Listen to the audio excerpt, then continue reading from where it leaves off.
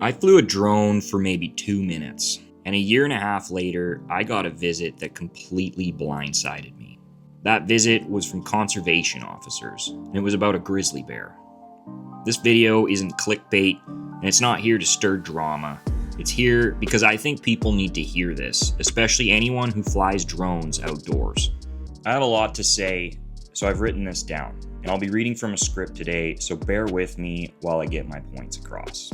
I've been censoring myself for years, just trying to fly under the radar and fit in with the rest of the world. But this year, I've committed to myself to be unapologetically me. So forgive me if I don't fit into your perfect ideological vision, because I'm about to share some hard truths. I'm not anti-rules, I'm not anti-wildlife protection, and I'm not telling you this story to play victim. I'm telling it because I made a mistake, and I didn't even realize it was one at the time. I was out on the water filming scenery, like I've done many times before. The drone was launched to capture the landscape, not animals. The beach in question was a sandy flat covered in large stumps that had a creek running through it to the ocean. I was mid-flight when movement captured my attention on the drone screen, and one of the stumps was moving. My wife quickly grabbed the binoculars and told me she thought it was a grizzly bear. I didn't chase it, I didn't dive at it, I didn't think I was doing anything aggressive or reckless. From my perspective, the bear was far below and the drone wasn't interacting with it directly. Because this was such an awe-inspiring moment, I took the time to slowly film the animal, doing my best not to chase it or scare. I thought I was handling the moment as respectfully as I possibly could before returning to the boat, which included letting the animal remove itself from the flats before I flew away to minimize my impact. What I didn't understand then, and what I understand very clearly now, is that wildlife doesn't experience drones the way humans do, and my distance did not matter. The bear could hear my drone, and even though I didn't intend to harm, harass, or scare, I most likely did. My harmless scenic landscape flight that ended up capturing a grizzly on the beach turned into a $690 fine 18 months after the fact. Conservation officers had reviewed footage connected to that day, and they wanted to talk about the drone flight involving the bear. The outcome was a fine, not because of intent, not because of malice, but because the flight led into an interaction that never should have happened. This was a hard lesson, mostly because it wasn't obvious at the time. The biggest takeaway for me is that impact matters more than my intentions. You can think you're being careful, you can think you're giving space, and still be crossing a line you didn't even know was there. I asked if the footage needs to be removed from the internet, and they said no. But in fear of them baiting me into further redistributing the footage and charging me again, I'm just gonna leave it at that. I respect the wildlife professional's perspective on this situation. However, I will be clear, I had no idea we were causing this bear any sort of distress. I understand ignorance is no excuse to the law, and I'll own that. I respect our conservation officers, and we need them. In fact, when they arrived at my property, I greeted them with a handshake and a kind introduction, and even thanked them for being here. It's been an incredibly busy hunting season near our home this year, and it was actually really comforting to know they were working the area. At least it was comforting at first. They told me they were doing a neighborhood meet and greet. So we had a friendly chat until they handed me the $700 fine for my grizzly encounter 18 months prior. I mean, apparently they tried to serve me 6 months ago and I wasn't home, but I guess all other means of communication must have been down since then. I'm not sure why a verbal warning was out of the question here.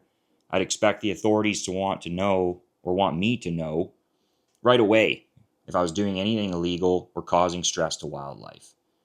I guess it's a good thing I haven't managed to incriminate myself further since then. Or have I? I've tried to contact the officer who wrote the ticket and handled the public complaint, just to chat and make a formal apology. He unfortunately has not returned my calls or messages. On top of this surprise visit on a Sunday at 3 p.m. at my home, they said my entire channel is under investigation and asked if I was aware of laws like guiding for monetary gain, having vehicles insured for off-road use. They also said they'd be looking into if I'm required to have a permit for filming content on Crown land, because they just don't know. They also promptly checked my tags and ID when I told them I recently got my first deer. Well, I'm sure the officers didn't intend to make the impact that they did. They instilled severe anxiety. They could give me no answers, no closure. Instead, they read me my rights in the driveway and took a statement where I poured my heart out. What do you guys think about how this was handled? I'd love to hear your thoughts in the comments. Just imagine conservation showing up at your door asking, "Where were you 2 years ago? What altitude were you flying your drone?" You're kidding me, right? I don't even remember what I had for breakfast, but thanks. This time of year can be a magical one. For myself, it's the most stressful. With Christmas around the corner and many year-end expenses coming up, this extra hit, and not just financially, really put my mental health on the rocks.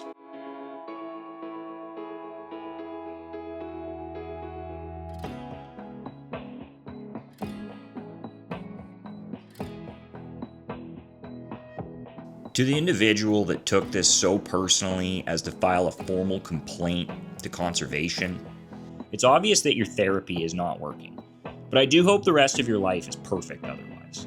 Which brings me to my next point. The repercussions of this are serious. It isn't just a fine, this is an attack on my character. And if you know me personally, you know damn well that I do my best at everything I do. I follow rules, I read the regulations, I try to always be knowledgeable about my actions. And I've been losing sleep over this one.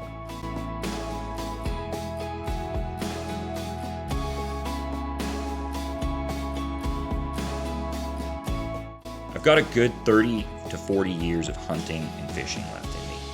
And this is strike one of my privileges being revoked. This is my lifestyle and my livelihood. I'm not so naive to realize that some of you completely disagree with our way of life, and that's okay. I disagree with your overpopulated cities and virtue signaling bullshit that you call civilized. But I'm going to give you the opportunity to put your money where your mouth is. Every super thanks and all the income from this video for the next 12 months will be dedicated to the local Grizzly Bear Foundation. This will allow you to help the grizzly bears yourself. Because let's face it, this $700 fine is not the difference we're looking for. And if they can come at me for some footage from nearly 2 years ago, completely out of context, just because someone on the internet threw a hissy fit, then we're all fucked. This isn't just about me. It's about how we move forward as a country. Drone laws are so scattered across various websites and with various laws contradicting each other.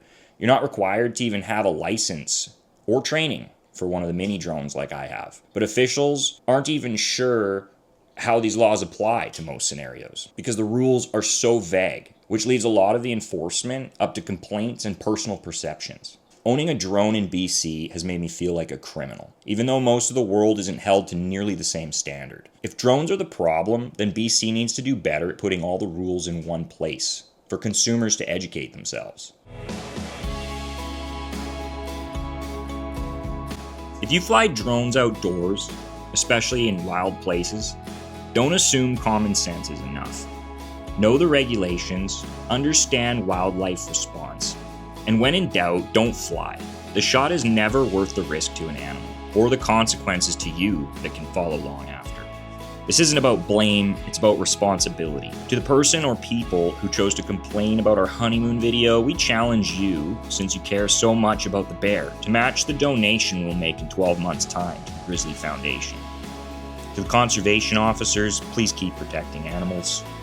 To the bear, we're sorry. We hope you don't feel violated.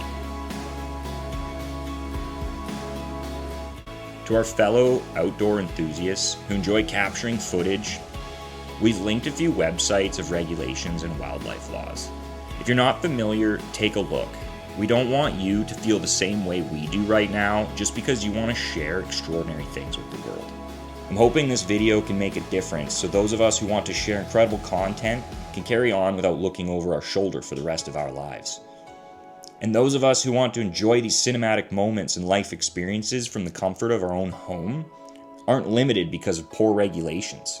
When we started this channel, it was clear that BC has a pretty small presence on the internet. We thought we could fill a gap. I'm starting to understand why that gap exists. I made this video to be transparent and educational. Wildlife protection matters, and this experience changed how I will approach drones and conservation officers permanently. Thanks for watching. Stay safe out there and respect the wild.